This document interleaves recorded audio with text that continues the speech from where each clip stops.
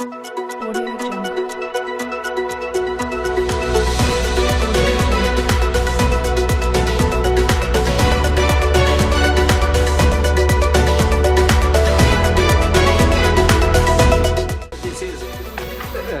This is not even relevant. The one portion, I don't know if it's correct or not.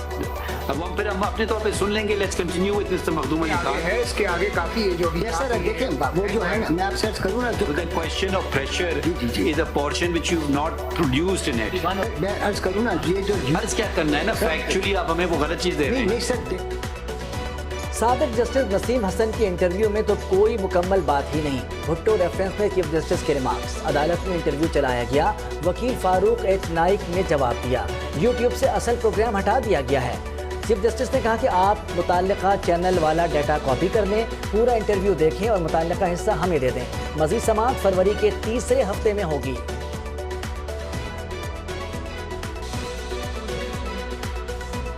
Bhutto reference में एक जज की राय नजरअंदाज नहीं कर सकते। बेंच का तनासुब ऐसा था, एक जज की राय भी अहम है। अदालत एक शख्स की इज्जत और तारीफ की दुरुस्ती देख रही है। जस्टिस मंसूर ने पूछा, क्या एक इंटरव्यू की बुनियाद पर अदालत अफरीदी ने कहा कि एक इंटरव्यू से ये तासर नहीं दिया जा सकता, अदलिया आजाद नहीं थी।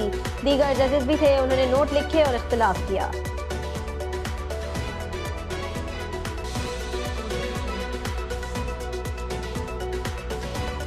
बिलावल भुट्टो को जुल्फ़िकार भुट्टो रेफरेंस में इंसाफ की उम्मीद। उन्होंने मीडिया से गुफ्तगू में कहा कि आज सुप्रीम कोर्ट के पास तारीख दुरुस्त करने का मौका है। चेयरमैन पीपल्स पार्टी ने अपील की इस केस का फैसला जल्द से जल्द किया जाए। एक सवाल पर कहा इंतखाबात 8 फरवरी को ही होंगे।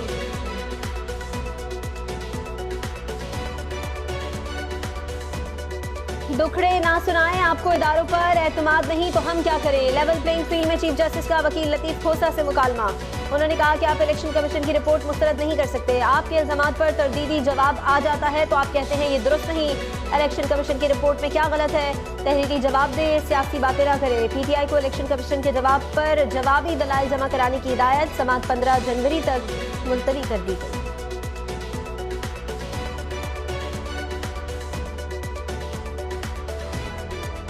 क्या मुंशी लगा रखी है? सुप्रीम कोर्ट में मुंशी का कोई रोल नहीं, यहाँ एडवोकेट ऑन रिकॉर्ड होता है।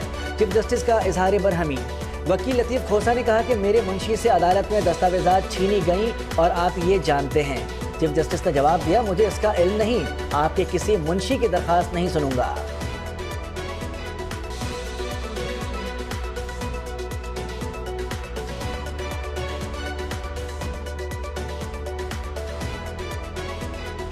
बिलावल भुट्टो और लतीफ खोसा की सुप्रीम कोर्ट के दरवाजे पर मुलाकात।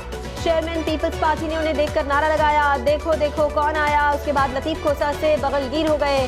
दोनों ने कुछ देर गुफ्तगू भी की।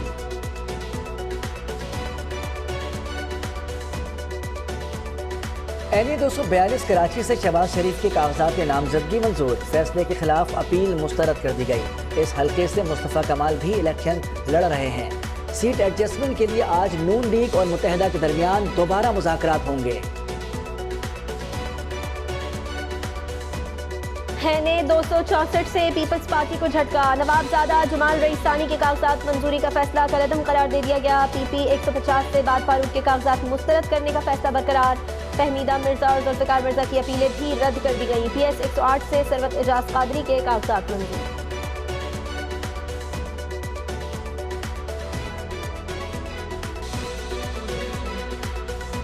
PS 63, 116 और 118 से PTI उम्मीदवारों के इंतखाबी फॉर्म जमा। NA 129 से मियां अजहर को क्लीन चिट मिल गई। अली अमीन गंडापुर भी कौमी और सूबाई इलेक्शन में हिस्सा ले सकेंगे। कोयटा में सरदार अख्तर मेंगल को तीनों हलकों से इंतखाब में हिस्सा लेने की इजाजत मिल गई।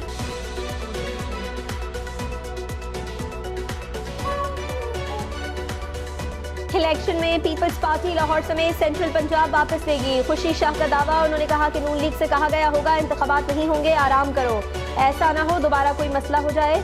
PP रहनुमा ने चैलेंज कर दिया, कराची को आलमी मयार का शहर बनाएंगे।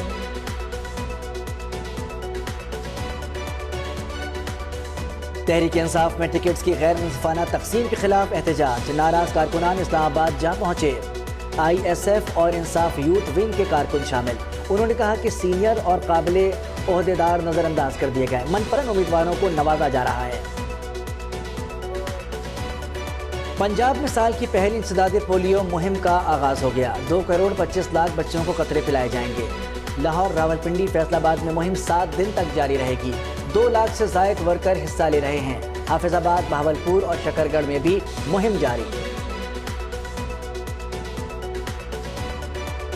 कोयटा समेत बलूचिस्तान भर में भी 7 रोजा इंसदादे पोलियो मुहिम का इफ्तिताह कर दिया गया। 25,96,000 बच्चों को वैक्सीन पिलाई जाएगी। 11,000 से ज़ायद टीमें हिस्सा ले रही हैं। वर्कर्स की जाकशानी सर्द मौसम के बावजूद फराइज अंजाम दे रहे हैं।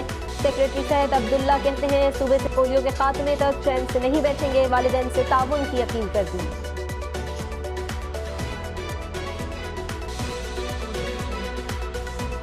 तनख्वाहदार तबका टैक्स अदा करने में सबसे आगे। दुकानदारों और बरामद कुनंदगान की निस्बत 200% ज़्यादा टैक्स दिया। रवा माली साल के पहले 6 माह में 158 अरब रुपए अदा किए गए। तनख्वाहदारों से रवा साल 300 अरब रुपए टैक्स जमा होने का इम्कान है। ठेकेदारों ने गुज़िश्ता साल की निस्बत 31% ज़्यादा टैक्स अदा किया है। स्टॉक एक्सचेंज में मस्बत रुझान 232 पॉइंट का इजाफा। 64,746 पर ट्रेडिंग जारी। डॉलर के कदर में 20 पैसे कमी। इंटरबैंक में 281 रुपए 20 पैसे पर लेन देन हो रहा है।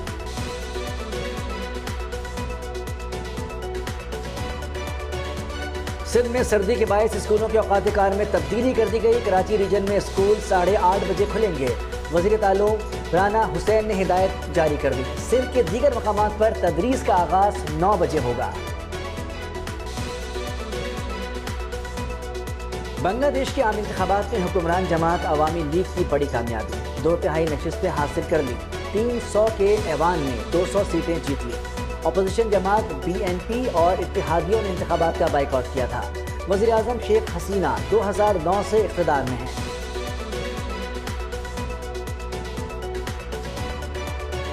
विकेट कीपर बल्लेबाज मोहम्मद रिजवान पाकिस्तानी T20 टीम के नायब कप्तान मुकर्रर। क्रिकेट बोर्ड ने ऐलान कर दिया टीम की क़यादत शाहीन अफरीदी के हाथ में है। पाक न्यूजीलैंड के दरमियान पहला मैच 12 जनवरी को ऑकलैंड में खेला जाएगा। और हॉलीवुड के गोल्डन ग्लोब्स के फातिहीन का आगाज कर दिया गया। ओपन टाइम बेहतरीन फिल्म करार पाई। 5 अवार्ड्स अपने नाम किए। सक्सेशन बेहतरीन टीवी सीरीज रही। 4 एजाज जीते। बेहतरीन म्यूजिकल और कॉमेडी फिल्म का अवार्ड पुअर थिंग्स के नाम रहा। रंगारंग तकरीब कैलिफोर्निया के बेवर्ली हिल्टन होटल में हुई।